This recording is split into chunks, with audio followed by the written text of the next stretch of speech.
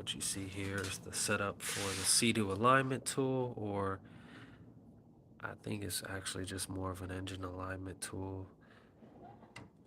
My plates are for Sea-Doo, so I guess it is a Sea-Doo tool. Yamahas really don't need this done much because they have a different type of sealing system. With the Sea-Doo, if your alignment is off too much, it'll wear out your carbon seal. Sea-Doo has done a lot to change the carbon seal. They gave it more clearance. So now you have the ability to be off even a little more. But if you're off, period, you're going to lose some performance and have some issues if you're off. Now, the way the drive shaft is designed to operate efficiently if it is not aligned very well.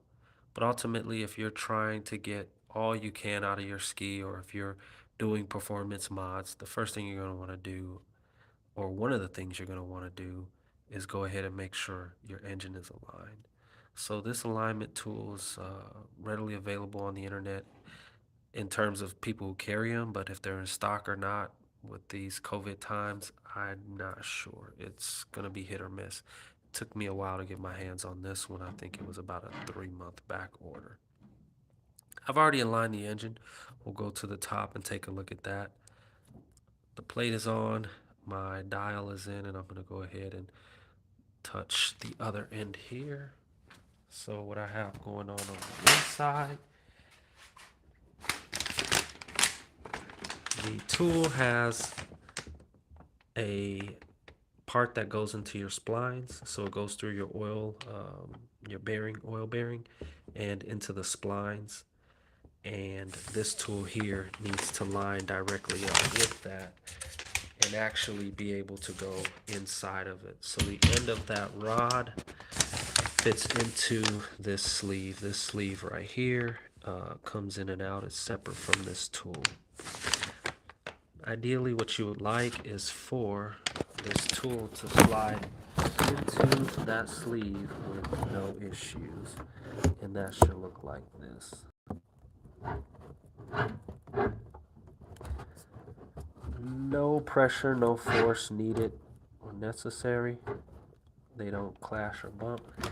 If it was off, it would bump into the sleeve, and then you can go ahead and take a look at what kind of adjustments you need to make. On this particular ski, I did make an adjustment to the engine, to the motor mounts.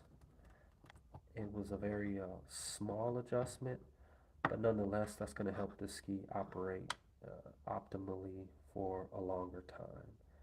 Very simple to do, and I highly recommend you do it if you have a Sea-Doo. It's going to be important at some point in time, over either early on or over the lifetime of the ski, if the engine is off too much. Over time, the engine will shift and adjust. The rubber bushings, the motor mounts will change. They're going to lose some life. They're going to start to droop, so you will have to make some adjustments or replace the motor mounts. It's just what comes with maintaining the ski over time. In the short term, 2, 3, 4, 5 years, it probably shouldn't be an issue at all, but you never know these days. So whenever I do a carbon seal replacement, I always realign the engine. And this is almost becoming a situation where testing the boost on your supercharger and aligning your engine is part of your, what do they call it, tune up.